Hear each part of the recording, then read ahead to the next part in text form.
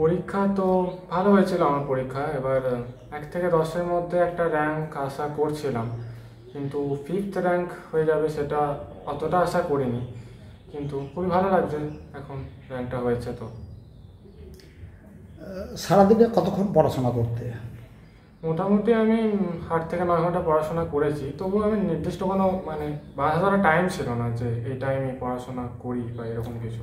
তোমার এই সাফল্যের পিছনে অবদানের ভূমিকায় কাকে কাকে নেবেন? সব থেকে বেশি অবদান তো আমার বাবা মার, কারণ ওনাদের সাপোর্ট ছাড়া ভালো রেজাল্ট আমি কোনোদিনই করতে পারতাম না। ওনারা আমাকে খুবই সাপোর্ট করেছেন। এছাড়াও আমি যাদের কাছে টিউশনি পড়তাম সেই সমস্ত টিচাররা, শিক্ষকরা, স্কুল টিচাররা এবং পাড়ার আমাদের সমস্ত দাদা আছেন বা কাকারা আছেন, তারা আমাকে খুবই সাপোর্ট করেছেন। এমনকি আমার বন্ধুরাও আমাকে খুব সাপোর্ট করেছে। তো সবাই আমাকে সাপোর্ট করেছে যাতে আমার রেজাল্ট ভালো হয়। আগামী দিনে কি উচ্চাকাঙ্ক্ষা আছে, কি নিয়ে পড়াশোনা করবে? আগামী দিনে আমার ইচ্ছা, আমি ইঞ্জিনিয়ারিং নিয়ে পড়াশোনা করতে চাই। মেডিকেল লাইনে? মেডিকেল না, ইঞ্জিনিয়ারিং লাইন। ইঞ্জিনিয়ারিং লাইনে। তো এই পড়াশোনার মাঝে মাঝে আর কি ভালো লাগতো? পড়াশোনার মাঝে মাঝে আমি খেলতে খুবই ভালোবাসি।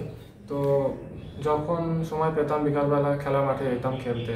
তবে লাস্টের দিকে খুব একটা যাওয়া হয়ে ওঠেনি। খেলার মধ্যে কোন খেলাটা খুব প্রিয় ছিল? ক্রিকেট খেলা সব থেকে প্রিয় ছিল। ক্রিকেট খেলা।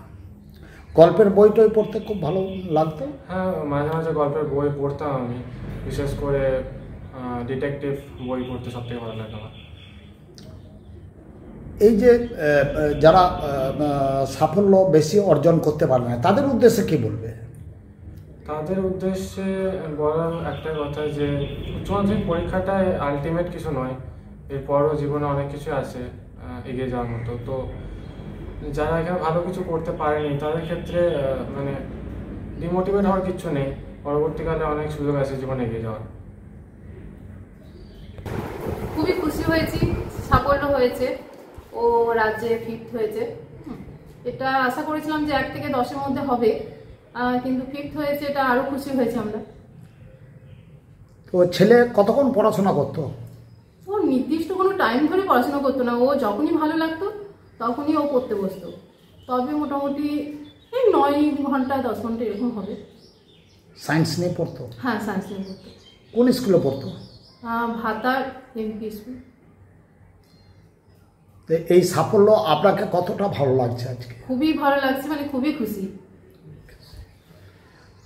আপনি কি গৃহশিক্ষক না? আমি স্কুল টিচার।